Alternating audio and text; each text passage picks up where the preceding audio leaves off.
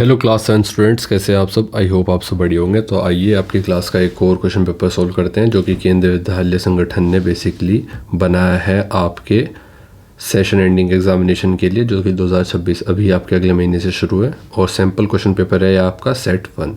देखो, साइंस का पेपर हो या मैथ का पेपर हो, डायग्राम, ग्राफ, PDF इन सब की ज़रूरत होती ही है आपको। तो अगर आप इस क्वेश्चन पेपर की प्रैक्टिस एज अ मॉक या फिर इस क्वेश्चन पेपर को डाउनलोड करके अपने सामने रखकर फिर इस वीडियो को देखना चाहते हो, तो चैनल को सब्सक्राइब करके मेंबरशिप ज्वाइन करके ये PDF ले लो और फिर डाउनलोड करके उसमें प्रैक्टिस करो, जिससे कि आप ज़्यादा बेहतर परफॉर्म कर पाओ और एज अ पेपर को अपने सामने देख पाओ।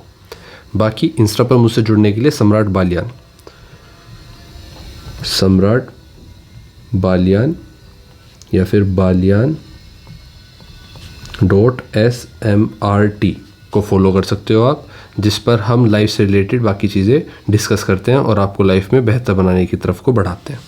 अब आइए अपने क्वेश्चन पेपर पर बिना टाइम वेस्ट किए शुरू करते हैं। देखो, मिनिमम 2 घंटे का टाइम आपको मिलेगा ही मिलेगा। 60 नंबर का पेपर होगा क्वेश्चन पेपर, जिसमें आपके सबसे पहले आपको पता होते हैं मल्टीपल चॉइस क्वेश्चंस मिलते हैं आपको सेक्शन ए में। अच्छा, मैंने आपकी ब्लूप्रिंट और सिलेबस की वीडियो अपलोड कर दी है, जाकर सबसे पहले उसको देखो और ये देखो कि आपके हिस्से में क्या है, मेरे हिस्से में क्या है पढ़ाने का, कितने क्वेश्चन आ रहे हैं, कितने नंबर का कौन सा क्वेश्चन किस चैप्टर में से आएगा। ठीक है, तो इन सब के बाद आइए अपने क्वेश्चन पेपर पर चलते हैं।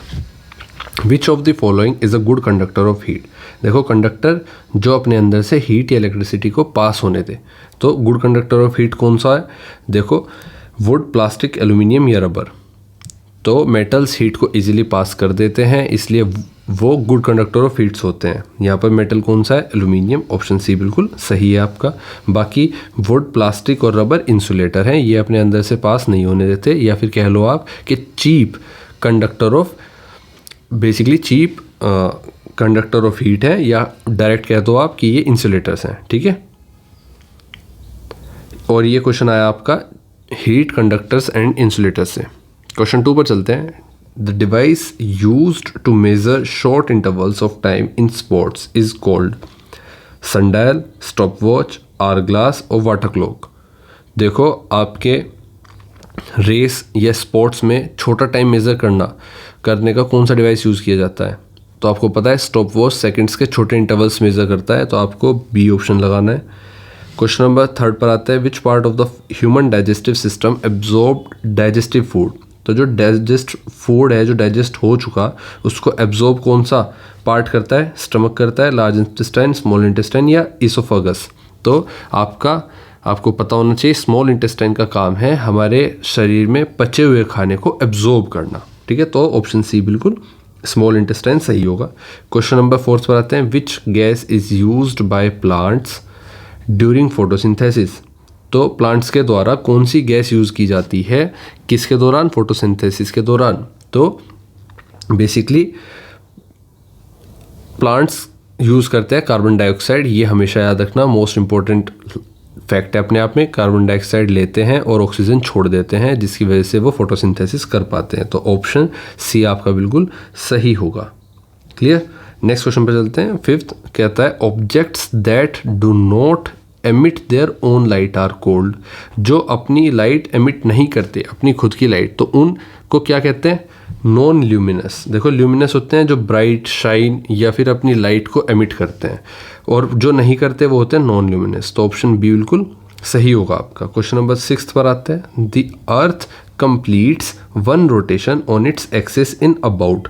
तो अर्थ अपनी जो रोटेशन है वो कितने टाइम में ऑलमोस्ट कवर कर लेती है, 12 आवर, 24 आवर, 365 डेज और 30 डेज।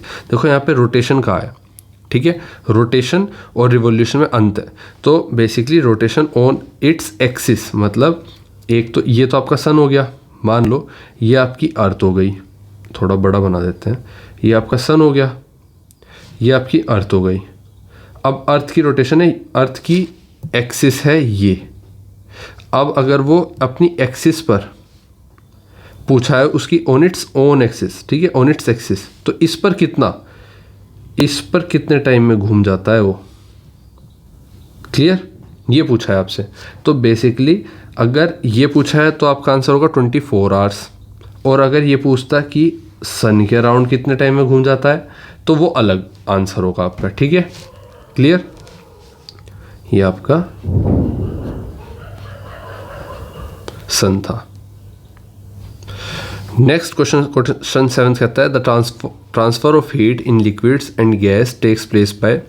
तो जो हीट का ट्रांसफ़र होता है लिक्विड्स या गैसेस में से, वो किसके द्वारा होता है? कंडक्शन, रेडिएशन, कन्वेक्शन या रिफ्लेक्शन। उस प्रोसेस को बेसिकली हम क्या कहते हैं? Option C, convection.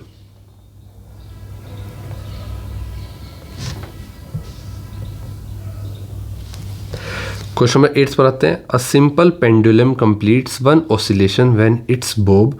तो सिंपल पेंडुलम आपका घड़ी में आपको देखने को मिलता है। ये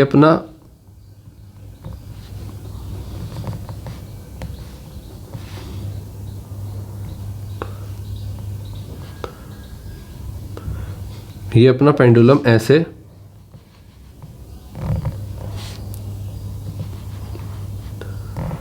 जो बोब है, बोब इसको बोलते हैं, ये जो बोब है ये बेसिकली अपना पेंडुलम कंप्लीट करता है वन ऑसिलेशन। अपना एक कह लो कि एक अपना रोटेशन कंप्लीट कब करता है? Moves from one extreme position to the mean position, moves from mean position to one extreme position, moves from one extreme position to the other end comes back और रिमेन्स एट रेस्ट।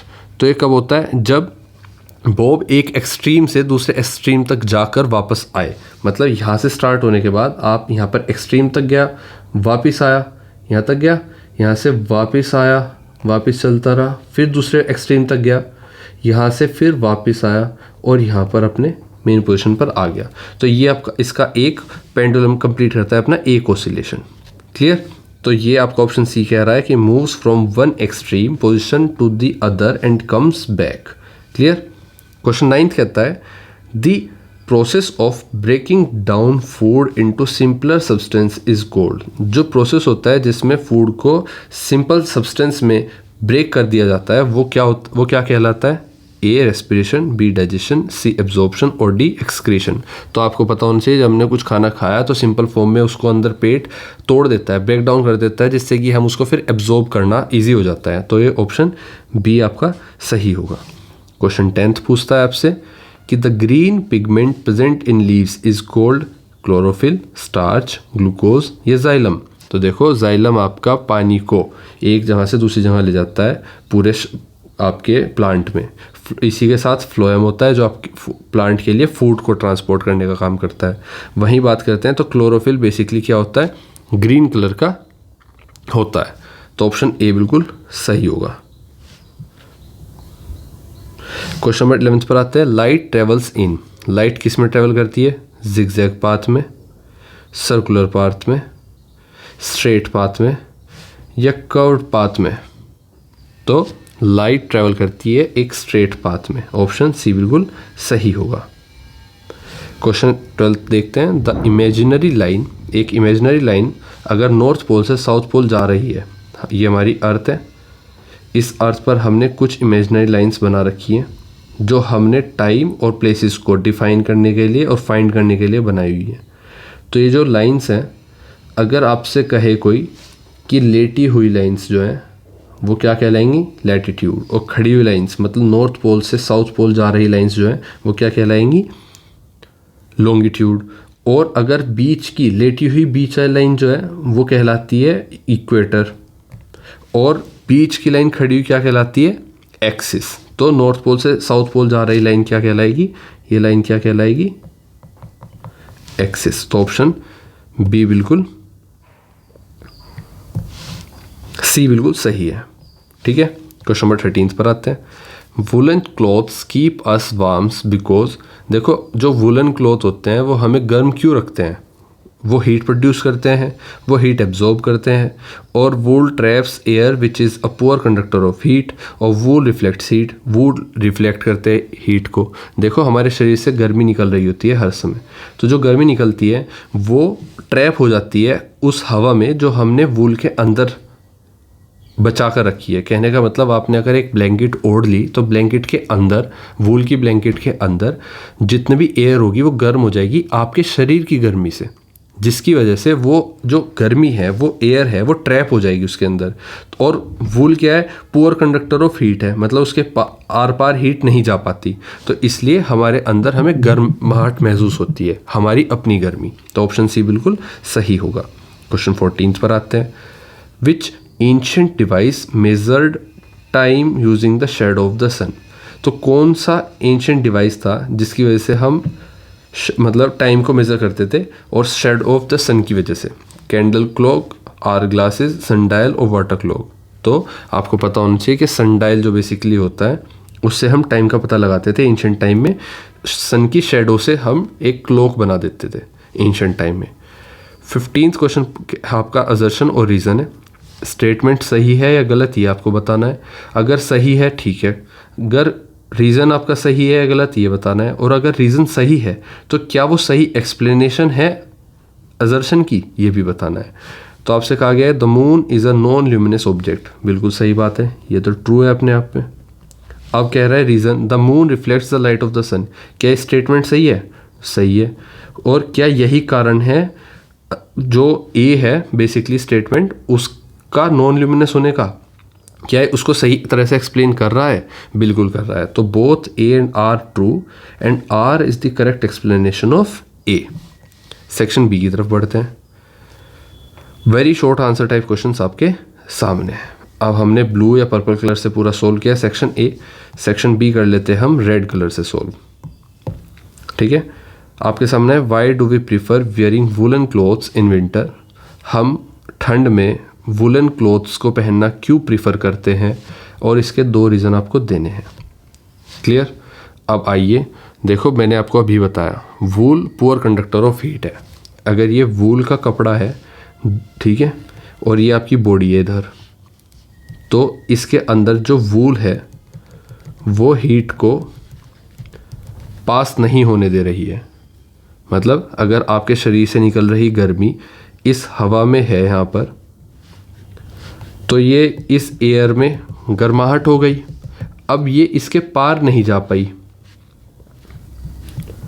इसके अंदर तो गई लेकिन पूरा cross नहीं कर पाई। अगर क्रॉस नहीं कर पाई तो हीट यहाँ पर ट्रैप हो गई, और ये हीट आपको दोबारा से फील होती है, जिसकी वजह से आपको गर्मी फील होती है। इसीलिए हम वुलन क्लोथ्स को प्रीफर करते हैं। तो वुलन के जो वूल के फाइबर्स में एयर फंसी होती है बेसिकली, वो हीट को बाहर जाने नहीं देती। तो वूल एयर ट्रैप करता है और एयर प्रोडक्ट को एयर पुअर कंडक्टर होती है। ठीक है, इसलिए हम क्या पहनते हैं? वुलन क्लॉथ्स पहनते हैं विंटर सीजन में। तो आप सिंपल सा आंसर लिखेंगे कि we prefer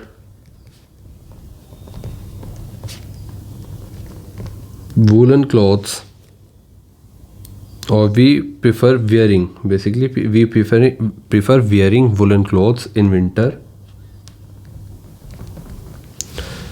because first point हो सकता है कि wool traps air between its fibre,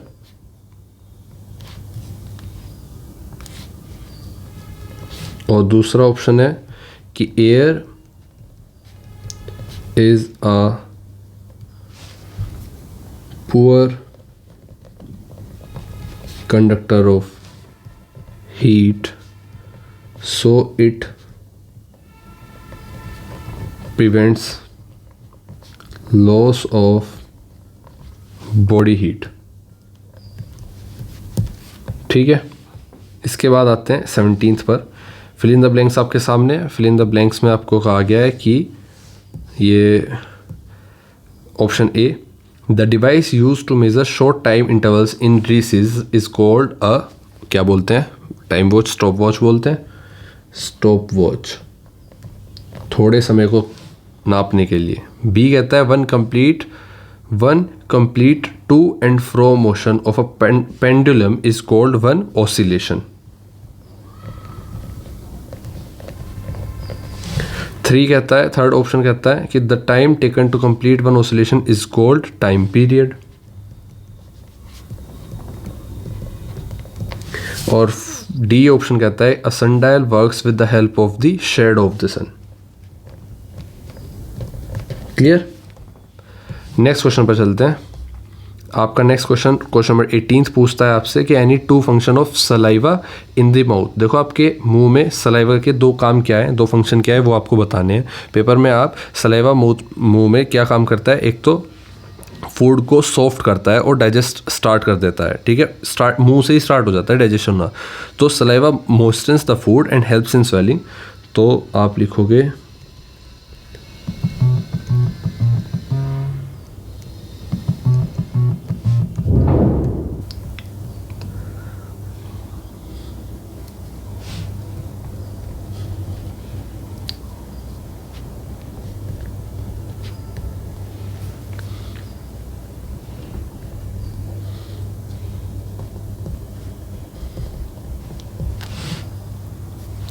saliva थोड़ा उसको नर्म करता है खाने को और हेल्प करता है उसको स्वेलो करने में, मतलब सटकने में, निगलने में।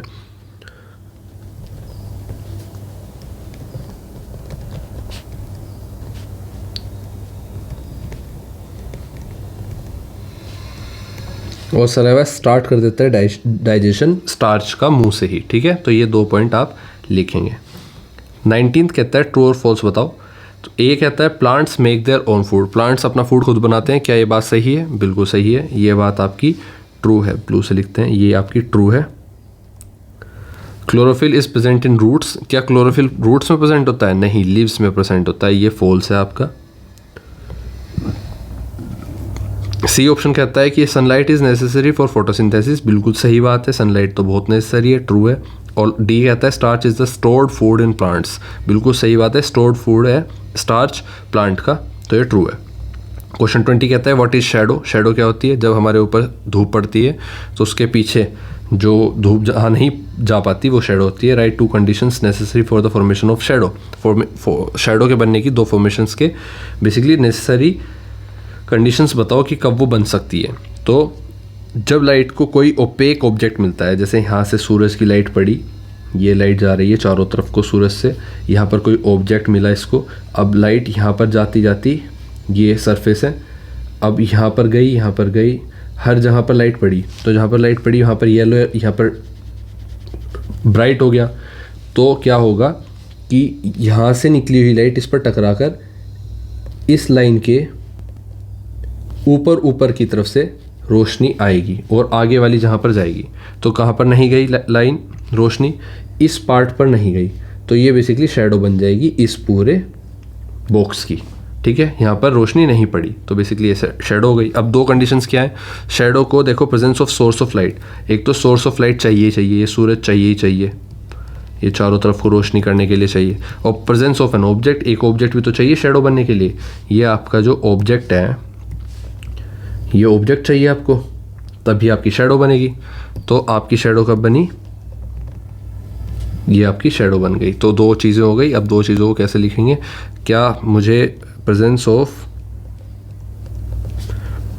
Of source of light and presence of an opaque object, opaque मतलब वो ऑब्जेक्ट जिसके आर पार लाइट नहीं जा सकती, ठीक है। ये तो 2 हो गए, राइट 2 कंडीशंस। और व्हाट इज शैडो? शैडो में लिखेंगे आप 2, basically shadow is a dark area form, shadow ये आप आंसर लिखेंगे 20 का 20, और ये लिख देते हैं हम किस कलर में लिखें, इसमें लिख देते हैं। तो बेसिकली इसको थोड़ा पतला कर देते हैं। A shadow is a dark area formed on a surface when an opaque object blocks the path of the light.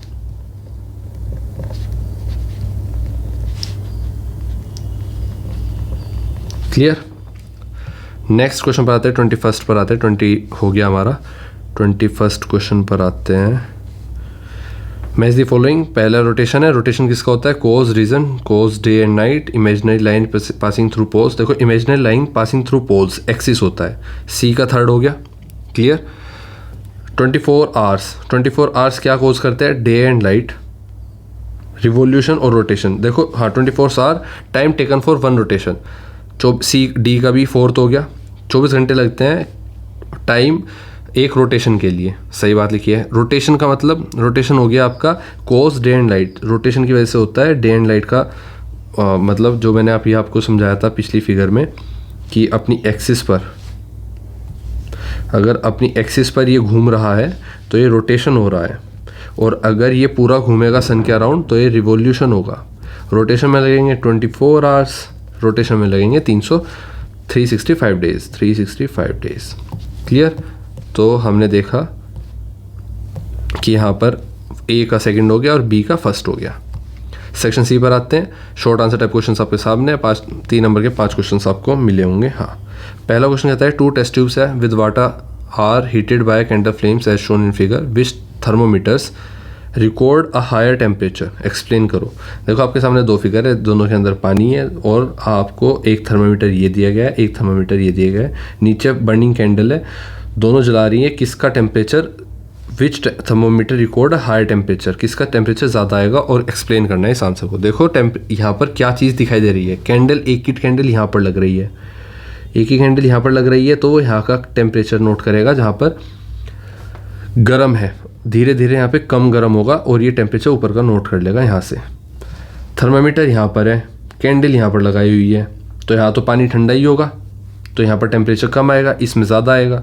तो अब आप इसको एक्सप्लेन करोगे। देखो thermometer in figure 7.16 will record a higher temperature, ये हायर टेम्परेचर रिकॉर्ड करेगी क्योंकि because it is properly placed, candle सही जगह प्लेस्ड है, यहाँ से गर्म होगा, और थर्मामीटर भी सही जगह प्लेस्ड है, तो water and receives heat effectively. ठीक है, यही आप एक्सप्लेनेशन दोगे, आप प्रॉपर लिखोगे अपना आंसर कि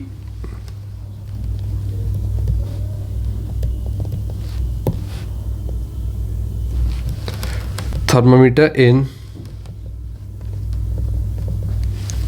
figure 7.16a will record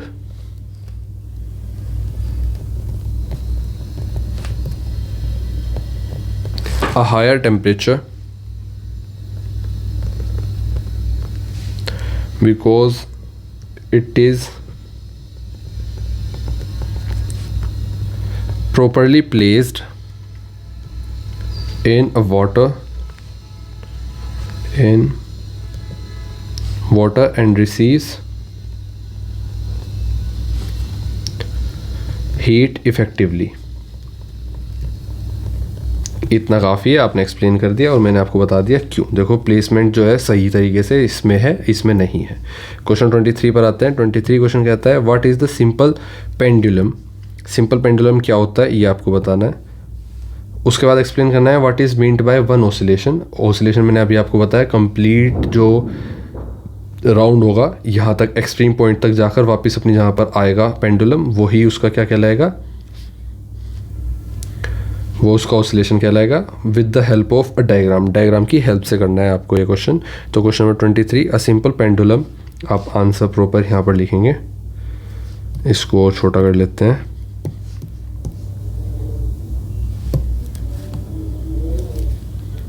question number 23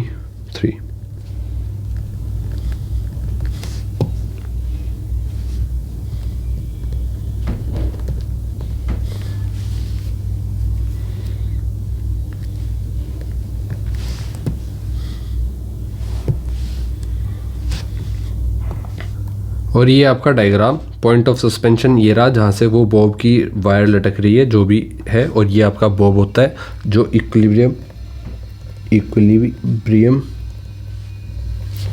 position कहलाती है, जहाँ पर फ्रीली वो एक जगह रुका होता है, लटका होता है।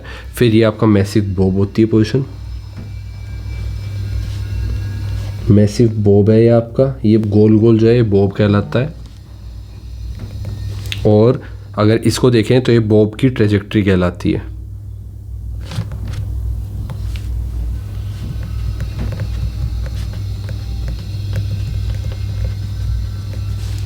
क्लियर। इसमें आपने देखा एम्पलीट्यूड, ये जो एंगल बनाता है, ये position of point of suspension जहाँ से वो लटकता है किसी भी सरफेस से। उसके बाद ये आपका बॉब और ये आपका इक्विलिब्रियम पोजीशन भी है ये, ठीक है। और मैसी बॉब ये रहा आपका, तो ये आपका डायग्राम है, इसको भी याद कर लेंगे। और आप क्या लिखेंगे कि simple pendulum consist of small metal bob suspended by a string from fixed position. ये आपकी फिक्स्ड पोजीशन है। One oscillation is one complete to and fro movement of the bob from one extreme point. देखो extreme point कौन सा है, ये जहाँ तक वो गया एक्सट्रीम पॉइंट, ये भी एक्सट्रीम पॉइंट है, ये भी एक्सट्रीम। तो एक एक्सट्रीम पॉइंट से दूसरे एक्सट्रीम पॉइंट तक जाने के बाद और वापस अपनी पोजीशन पर आने के बाद क्या बनता है, एक पूरा एक ऑसिलेशन बनता है, ठीक है। तो इस तरह से आपको अपना आंसर लिखना है। क्वेश्चन नंबर 24 पर आ जाते हैं। 24 क्वेश्चन कहता है कि एक second, describe the digestion of food in the stomach. आपको फूड का डाइजेशन होते हुए स्टमक के अंदर डिस्क्राइब करना कैसे होता है। What is the role of acid and digestive juices there. तो अंदर मान लो ये आपका स्टमक है, इसके अंदर फूड कैसे डाइजेस्ट होता है उसको डिस्क्राइब करना है। बताना है कि एसिड और डाइजेस्टिव जूसेस जो अंदर होते हैं, जो जूस एसिड हमारे फूड को डाइजेस्ट करने में हेल्प करते हैं, उनका क्या रोल है बेसिकली। तो आप प्रॉपर कहोगे कि देखो एसिड जर्म्स को मारता है और जूसेस प्रोटीन तोड़ता है। तो इस तरह से आप पूरा अपना आंसर लिखोगे। लेकिन अभी हम अपना आंसर कैसे लिखेंगे 24 का,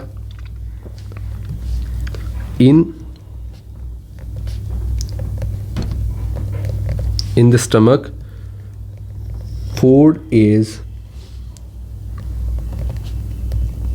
churned and mixed with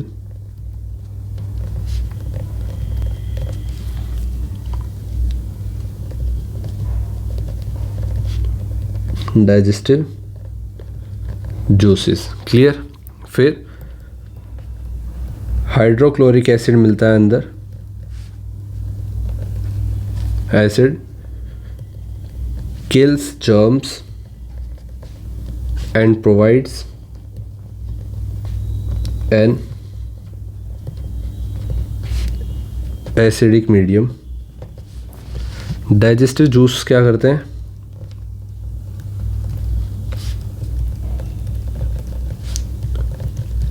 help in the digestion of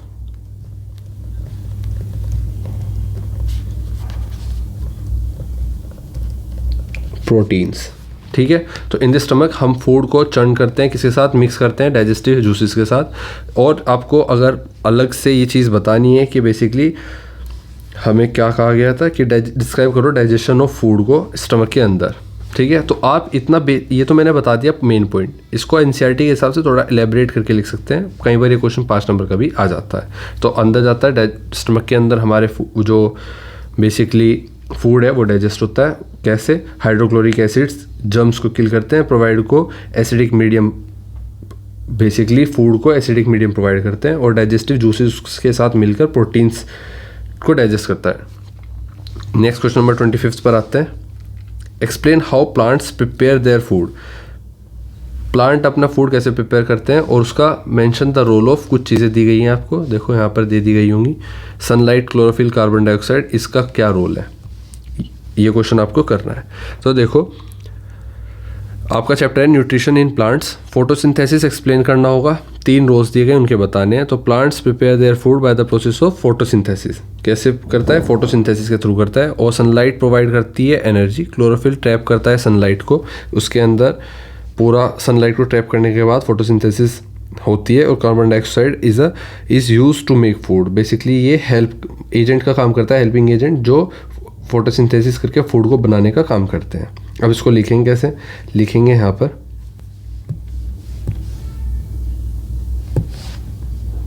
तो आप प्रॉपर आंसर लिखेंगे कि plants prepare their own food through a process called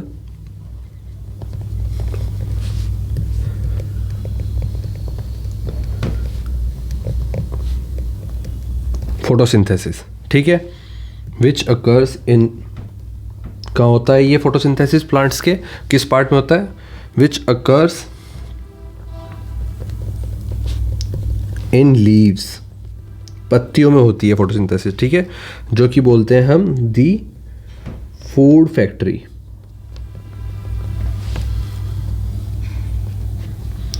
ठीक है, इसके बाद यूजिंग, और यूज किसका करते हैं, using chlorophyll to trap the sunlight, ठीक है, they convert water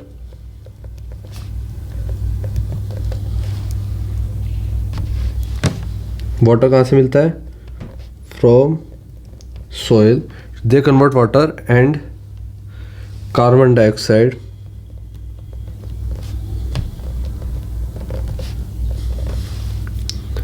into glucose, glucose बना देते हैं, and release oxygen as a by product, and release oxygen as a by product. Clear, photosynthesis की ये लाइंस आपको रट जानी चाहिए। अब देखते हैं द रोल ऑफ कंपोनेंट्स जो कि आपको दिए गए हैं। क्या हैं वो कंपोनेंट्स, आपके कंपोनेंट्स हैं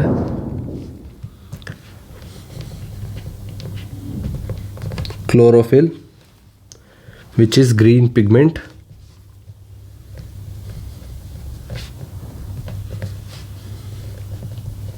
प्रेजेंट इन लीव्स, तो ये क्या करता है, इसका फंक्शन क्या है, located in leaves, it acts as a solar collector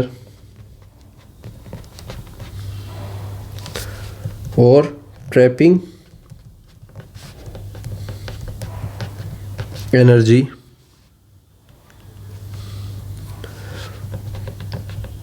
from sunlight।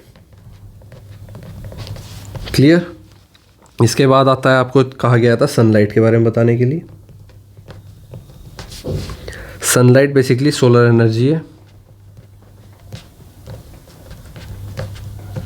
जिसको कौन रोक लेता है, मैंने ऊपर लिखा है क्लोरोफिल रोक लेता है। तो provides the necessary energy to break down, क्या करता है, प्रोवाइड्स नेसेसरी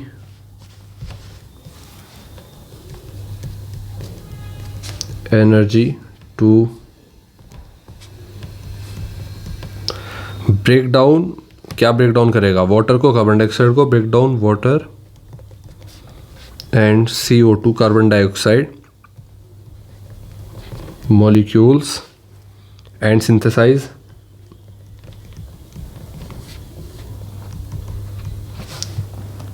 ग्लूकोज।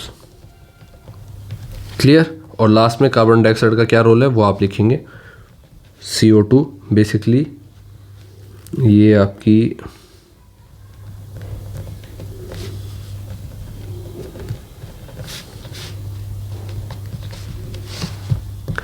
ये क्या करती है, take in the form of air through tiny pores,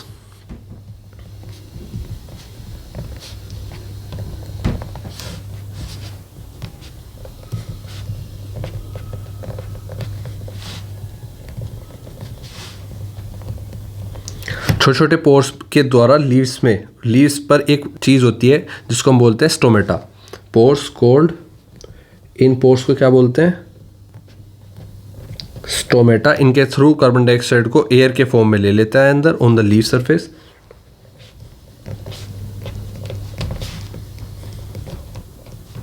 clear, और it is a raw material, it is like a raw material used to build glucose, it is a basically raw material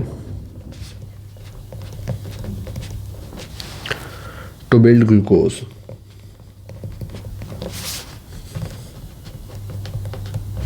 clear, ये 3 point आप इस तरह से पूरा अपना answer लिखोगे। Next question तब आते हैं और पार्ट, या तो ये करोगे आप, या फिर ये क्वेश्चन करोगे, या फिर क्वेश्चन ये करोगे। अब इसमें 20 हमने 5th किया, हाँ सही है। अब ये करेंगे, Krishna set up an experiment with 2 potted plants of same size and placed one of them in sunlight and other in a dark room as shown in figure. तो एक सनलाइट के अंदर है, एक डार्क रूम के अंदर है, और आंसर करने हैं आपको क्वेश्चंस इसके बिहाफ पर। तो आपको दिखाया गया है ये जो पौधा है ये किसके अंदर है, ये सनलाइट के अंदर है, ये है कंप्लीट डार्क के अंदर, ठीक है। अब पहला क्वेश्चन आपसे पूछता है what idea might she be testing through this experiment. तो इससे वो क्या समझ रही होगी। तो बेसिकली आप देखोगे कि क्या देखना चाह रही है वो, इसके हिसाब से वो देखना चाह रही है कि क्या फोटोसिंथेसिस के लिए सनलाइट ज़रूरी है या नहीं। तो आप आंसर में लिखोगे, यहाँ पर हम लिखते हैं, हेडिंग डालते हैं हम ब्लू से और लिखेंगे येलो से, या येलो, हाँ ब्लू से डालते हैं। बेसिकली वो आइडिया टेस्टेड क्या कर रही है, आइडिया टेस्टेड, और ये कर रही है वो फर्स्ट क्वेश्चन में, मतलब फर्स्ट ऑप्शन जो उसका है वो कर रही है कि whether sunlight is necessary for photosynthesis and starch production in plants. Krishna is testing whether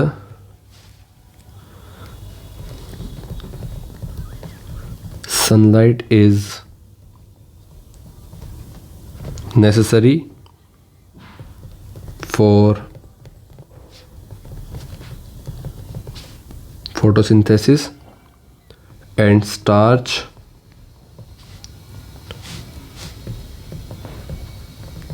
production in plants। ठीक है, ये वो टेस्ट कर रही है कि क्या फोटोसिंथेसिस के लिए सनलाइट की ज़रूरत पड़ती है या नहीं, इसीलिए उसने एक प्लांट को धूप में रखा और एक को डार्क में। दूसरा है कि विजिबल डिफरेंस क्या है।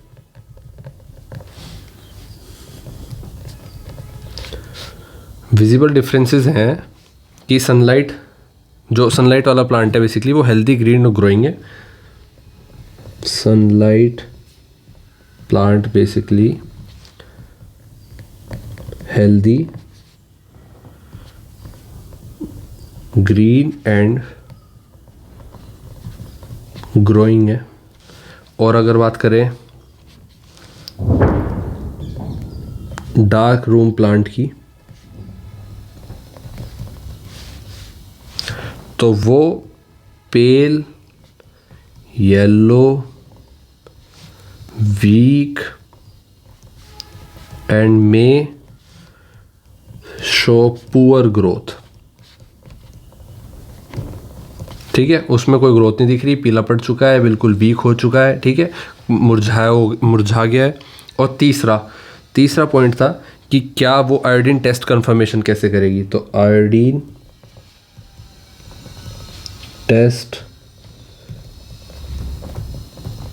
कंफर्मेशन, जिसमें ये थर्ड पॉइंट है। तो ओनली द लीव्स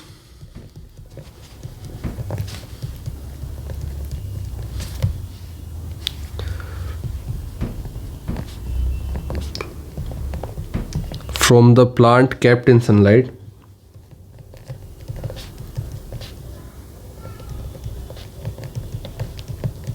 सिर्फ उसने लीव को सनलाइट में रखा और will test positive for starch. Sunlight will test positive which is blue और ब्लैक, ब्लू और ब्लैक, इन्हीं दो चीज़ में होगा for starch. As the dark kept plant can not produce it and as the dark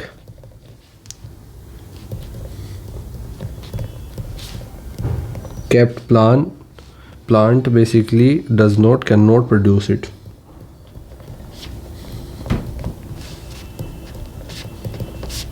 क्या समझे? अब समझे आप कि जो leaves from the sunlight expose plant will turn blue या ब्लैक विद आयोडीन टेस्ट। अगर उसको आयोडीन के साथ टेस्ट करते हैं, जो सनलाइट में रखा था पौधा, वो या तो ब्लू में टर्न हो जाएगा या ब्लैक में। लेकिन वहीं बात करें अगर हम जो अंधेरे में रखा था वो उसके साथ कोई मतलब वो ब्लू या ब्लैक नहीं करेगा एक्सपोज, ठीक है, वो प्रोड्यूस नहीं करेगा। तो इस तरह से हो गया आपका क्वेश्चन नंबर फर्स्ट हो गया, सेकंड हो गया, थर्ड हो गया। क्वेश्चन 26 पर आते हैं। 26 क्वेश्चन कहता है differentiate between transparent and opaque objects.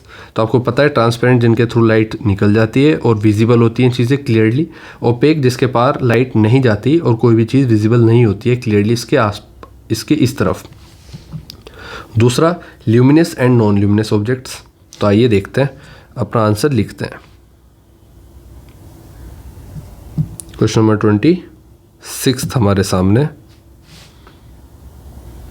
तो आप इसको कैसे करेंगे, पहले आप हेडिंग डाल लेंगे, थोड़ा किस कलर से डालेंगे हेडिंग, आप डाल लीजिए लाइट कलर से डालें। तो ये देखते हैं कैसे चलता है। इधर डालते हैं हम ट्रांसपेरेंट,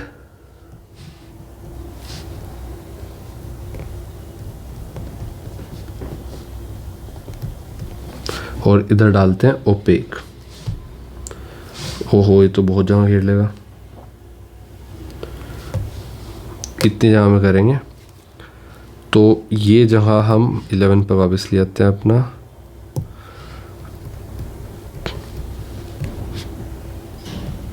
ट्रांसपेरेंट, ओपेक। तो ट्रांसपेरेंट बेसिकली लाइट ट्रांसमिशन की अगर बात करें, लाइट जब कर ही रहे हैं तो सही तरीके से करते हैं। ट्रांसपेरेंट, और किन चीज़ों के बारे में बात होगी आपकी लाइट ट्रांसमिशन,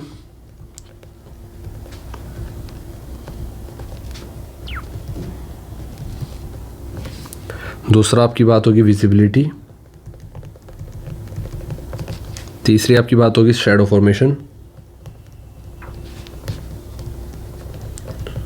इनके बिहाफ पर डिफरेंस बताएंगे हम, और चौथा आपका पॉइंट होगा एग्जाम्पल्स। क्लियर? अब हम लिखते हैं। तो ट्रांसपेरेंट बेसिकली ट्रांसपेरेंट मटेरियल्स, मैं डायरेक्ट लिखता हूँ यहाँ से,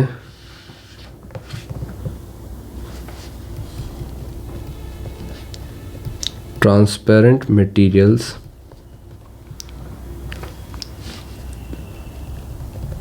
allow almost all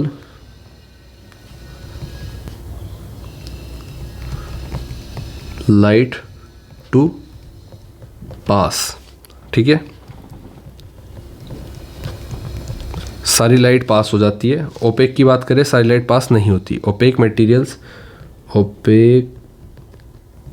materials do not allow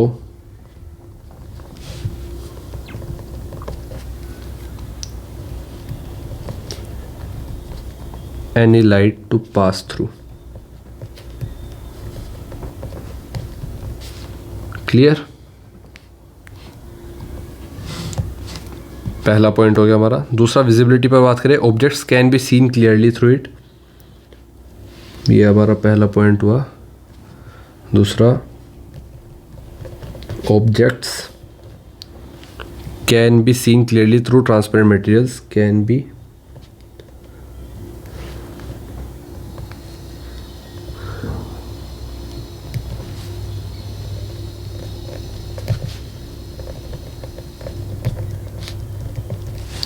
और ओपेक में बात करें, nothing can be seen through it.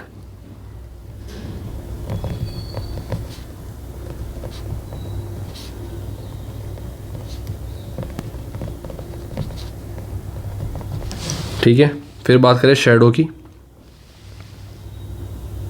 Shadow formation कैसी होती है? Transparent objects generally do not form,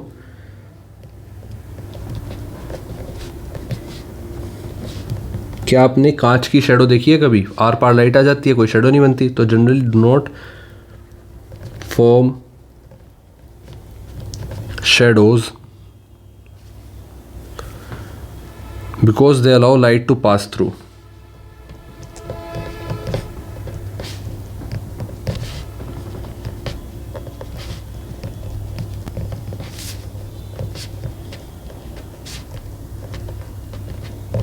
ठीक है, और वहीं ओपेक की बात करें तो ऑब्जेक्ट्स फॉर्म डिस्टिंक्ट शैडोज।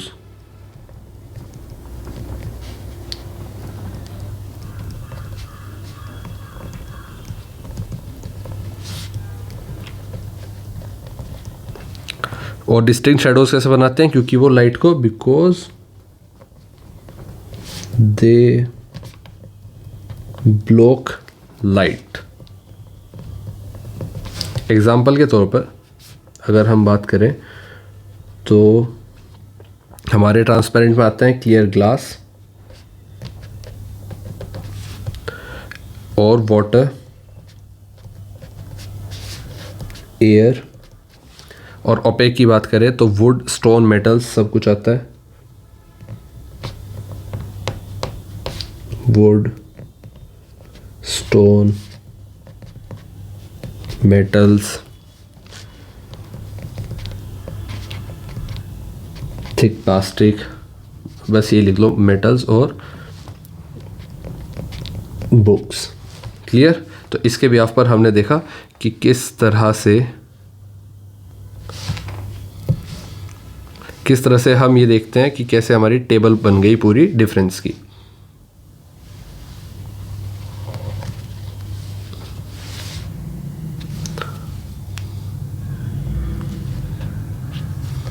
ठीक है, बढ़िया।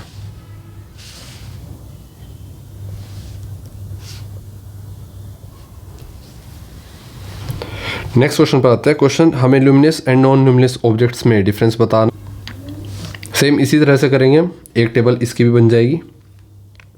आइए बनाते हैं।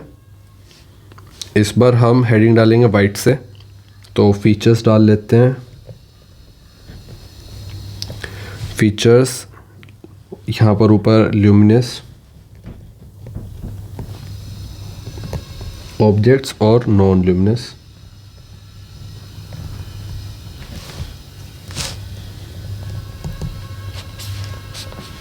फीचर्स किसके भी आप पर करेंगे? हम करेंगे लाइट जनरेशन पर,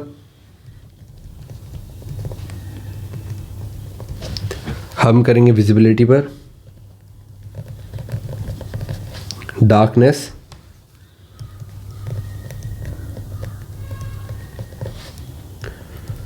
विजिबिलिटी,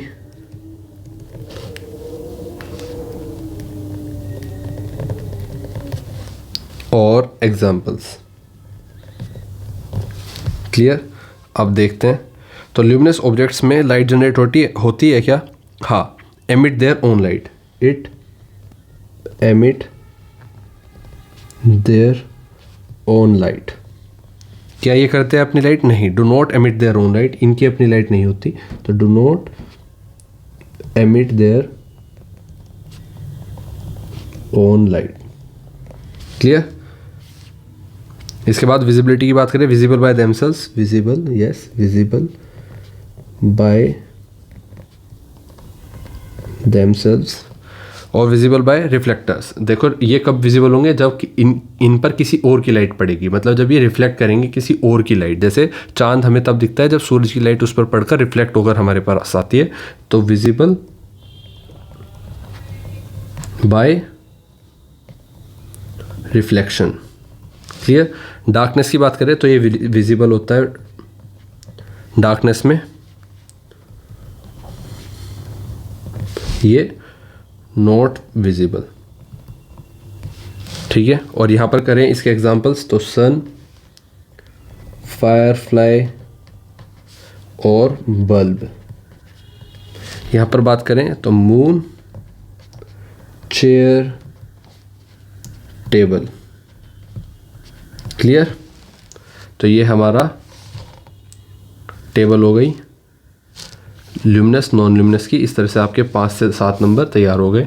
ये अलग अलग 3-3 नंबर के क्वेश्चन भी बन सकते हैं और एक ही क्वेश्चन 5 नंबर का भी बन सकता है। क्वेश्चन सेक्शन डी पर आते हैं। लॉन्ग आंसर टाइप क्वेश्चन आपके सामने, हर 2 क्वेश्चन होंगे, दोनों क्वेश्चन 5-5 नंबर के होंगे। क्वेश्चन नंबर 27 कहता है, explain the rotation of the earth how does rotation cause, तो रोटेशन ऑफ अर्थ को एक्सप्लेन करना है और रोटेशन कैसे होता है ये बताना है। पहला ऑप्शन डे और नाइट कैसे होता है। Be the apparent movement of the sun in the sky, draw a neat level diagram to support your answer, ये आपको दिखा। तो देखो ये आपकी एक्सिस है, ये आपका सूरज है, इधर से रोशनी आ रही है, जहाँ पर रोशनी आई वहाँ पर सूरज की रोशनी पड़ी, तो आधे एरिया में अर्थ पर क्या हो गया, दिन हो गया, आधे एरिया पर रात हो गई। ये आपकी एक्सिस है वाइट कलर की। जब ये एक्सिस है पूरी जो आ रही है यहाँ तक, अब इसमें आप देखो कि अर्थ कैसे रोटेट कर रही है। अर्थ रोटेट कर रही है आपकी इस तरह से, और ये इधर से फिर उस तरफ को रोटेट करेगी, तो ये इस तरह से स्पिन कर रही है। क्लियर। तो जब इस तरह से स्पिन कर रही है तो 24 घंटे में एक अपनी एक्सिस पर घूमेगी। अपनी एक्सिस पर घूमने के बाद इधर का हिस्सा दिन वापस से इधर आ जाएगा। जब ये वाला हिस्सा इस तरफ आ जाएगा तो ये रात हो जाएगी और इधर दिन हो जाएगा। तो सूरज एक जगह ही है, अपनी एक्सिस पर घूमने पर दिन और रात हो रहा है। ठीक है, क्लियर। तो इधर इस टाइम नाइट है और इधर इस तरफ डे है। और बात करें अगर कि कैसे रोटेशन ऑफ अर्थ होता है, तो basically earth rotation is the spinning of the earth. Earth rotation is the spinning of the earth. Earth का जो रोटेशन है वो अर्थ का घूमना है, बेसिकली एक अपनी जगह पर घूमना है। ऑन इट्स इमेजिनरी, जो एक्सिस है वो तो इमेजिनरी ही है, हमने ही देखी है, मतलब बनाई है imaginary tilted axis from west to east. West to east की तरफ घूम रही है और taking about 24 hours to complete one turn।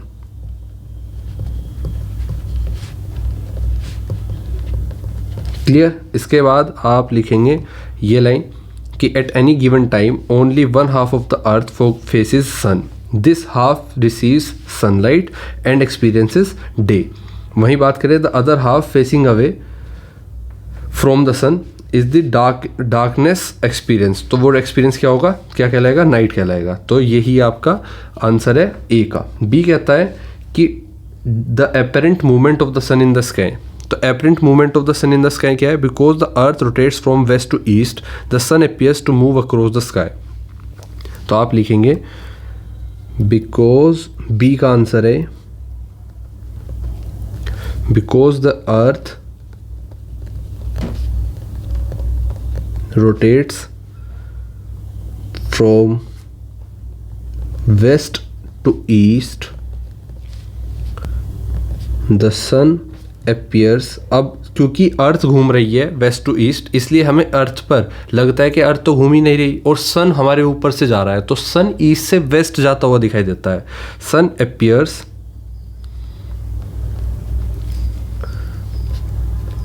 to move across the sky from east to west। The sun does not move, rather our position on the earth changes relative to it। Clear. आपका diagram clear है, आपका option A पूरा clear है और B भी। ठीक है, इस तरह से आप 27th का आंसर करेंगे। आई होप आपको समझ में आया होगा और आप इसका स्क्रीनशॉट भी ले सकते हो। क्वेश्चन नंबर 28 पर आते हैं। Describe 3 modes of heat transfer. कौन से मोड्स हैं, एक कंडक्शन, कन्वेक्शन, रेडिएशन। इसको आप खुद डिस्क्राइब करेंगे, मैं बस बता देता हूँ कि कैसे क्या चीज़ क्या काम करती है। बेसिकली अगर बात करें कि कंडक्शन क्या काम करता है, तो ट्रांसफ़र ऑफ हीट, लिख ही देता हूँ यार, transfer of heat through solid, इसको बोलते हैं हम कंडक्शन, सॉलिड्स। एग्जांपल, मेटल के थ्रू हीट को ट्रांसफ़र करना, जब हम किसी तवे पर रोटी बनाते हैं तो तवे के हीट नीचे से ऊपर कैसे आती है, तवे के थ्रू आती है, मेटल के थ्रू आती है, तो उसको क्या कहेंगे कि हाँ ये कंडक्शन हो रहा है। तो metal spoon getting hot, metal spoon और पैन गेटिंग हॉट। दूसरा हो सकता है कन्वेक्शन, जिसमें transfer of heat in liquids, transfer of heat in liquids.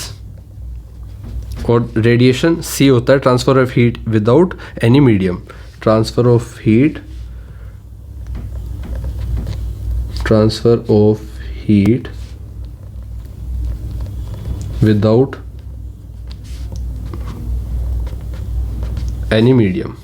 ठीक है, तो बिना किसी मीडियम के ट्रांसफर का हीट का ट्रांसफर होना रेडिएशन कहलाता है। एग्जांपल के तौर पर heat from the sun, example के तौर पर कंडक्शन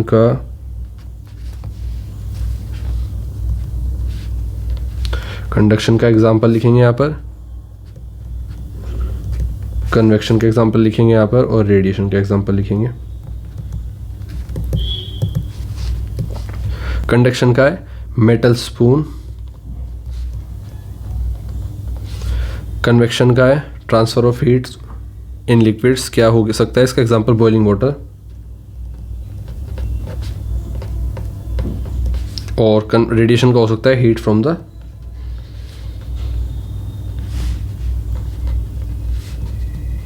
सन। क्लियर। नेक्स्ट क्वेश्चन तब बढ़ता है, क्वेश्चन नंबर 29 आपके सामने। अच्छा, हमें give one example of each, हाँ इसका एग्जांपल भी हमने दे दिए हैं। ठीक है, 28 तो हो गया, 29 पर आते हैं। क्वेश्चन नंबर 29 कहता है केस बेस्ड क्वेश्चन आपके सामने। हीट ट्रांसफर इन नेचर, ये आपकी हेडिंग है। इसके भी यहाँ पर अपना पैसेज पढ़ते हैं कि Reena was sitting near a bonfire on a cold night, ठंडी रात में वो बोनफायर के पास बैठी हुई थी। She noticed that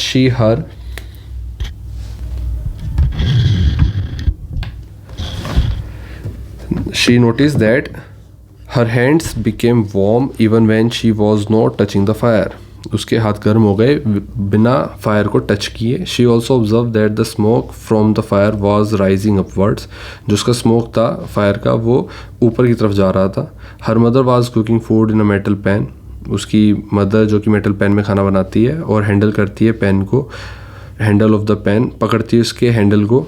became hot after some time, कुछ टाइम बाद गर्म हो जाता है। इसके भी आप पर पहला क्वेश्चन पूछता है आपसे, which mode of heat transfer is responsible for Reena's hand becoming warm. तो क्योंकि उसने उसको छुआ नहीं था, बिना किसी मीडियम के हुआ है, तो रीना के हैंड किस वजह से गर्म हो गए हैं, तो रेडिएशन की वजह से। ऑप्शन का आंसर क्या लिखोगे आप, रेडिएशन की वजह से। दूसरा, which mode of heat transfer takes place in the metal pan, metal pan में कौन सी हीट ट्रांसफर होगी, हॉट एयर। देखो एक सेकेंड,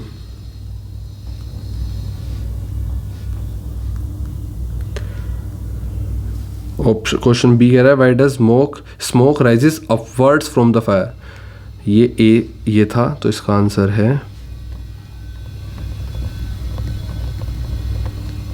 रेडिएशन। बी कहता है why does smoke rise upward from the fire, fire से जो धुआं था वो अपवर्ड ऊपर की तरफ क्यों जा रहा था, क्योंकि हॉट एयर ऊपर ही जाती है। Hot air rises upwards, hot air ठंडी होती, गर्म हवा ठंडी होती है जिसकी वजह से वो ऊपर, गर्म हवा ठंडी कह रहा हूँ, गलती से बोल दिया, गर्म हवा हल्की होती है इसलिए वो ऊपर की तरफ बढ़ती है एटमॉस्फेयर में। क्वेश्चन सी कहता है which mode of heat transfer takes place in the metal pan, metal pan में कौन सा हीट ट्रांसफर होता है, कंडक्शन। ऑप्शन डी कहता है why are cooking utensils generally made of metals, because metals are good conductor of heat, good conductor of heat. E कहता है name the mode of heat transfer that does not require any medium, कौन सा है वो, obviously radiation दोबारा से, जिसमें किसी मोड ऑफ ट्रांसफॉर्मेशन या कह लो ट्रांसफ़र की, मोड ऑफ हीट ट्रांसफ़र की ज़रूरत नहीं पड़ती है। क्वेश्चन 30 जिसमें फिर से केस दिया गया है, पढ़ते हैं। हेडिंग क्या है, measurement of time and motion. मतलब समय और मोशन को मेज़रमेंट करने का काम इसमें दिखाया गया है। ठीक है, Aarav was watching a sports competition on television. TV पर वो एक स्पोर्ट्स कॉम्पिटिशन देख रहा है। He notice that the time for races was measured using a stopwatch. उसने देखा स्टॉप वॉच का यूज़ करके टाइम को मेज़र करना होता है उसमें। In his classroom he saw wall clock. उसने वॉल क्लॉक देखी अपनी क्लास में। His grandfather told him that in ancient times people use सनडाइल्स।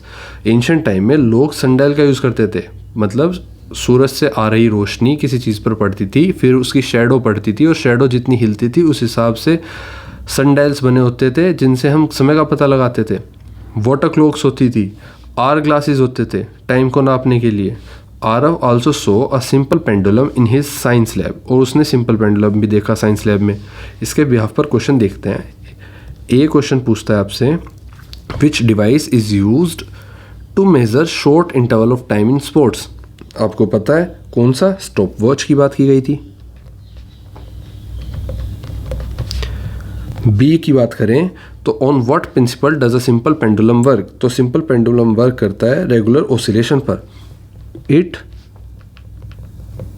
Works on regular oscillation. C की बात करें, what is meant by one oscillation of a pendulum. Pendulum का एक oscillation का मतलब क्या होता है? हालांकि ये क्वेश्चन पहले मैं इसी पेपर में करा चुका हूँ, पहले क्वेश्चन आ चुका है। तो one complete to and fro motion, इतना लिखेंगे सिर्फ आप, one complete to and fro motion. और पहले मैं इसको पूरा कंप्लीटली एक्सप्लेन कर चुका हूँ वीडियो में। डी कहता है, why could a sundial not be used at night. Sundial रात में क्यों नहीं यूज करते थे?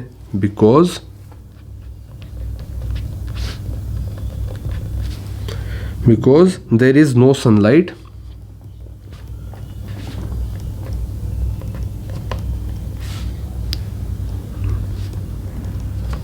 Eight night. रात को कोई सनलाइट होती नहीं। और सनडायल काम कैसे करता है? सूरज की रोशनी पर। क्वेश्चन नंबर ई पूछता है, name any one ancient device used to measure time. तो ये एंशिएंट डिवाइस का नाम तो आपको दे ही दिया गया है, सनडायल। क्लियर? तो इस तरह से ये 3 दिन आपके लिए बहुत बेकार बने। इस तरह से आप अपना क्वेश्चन पेपर सोल्व करेंगे।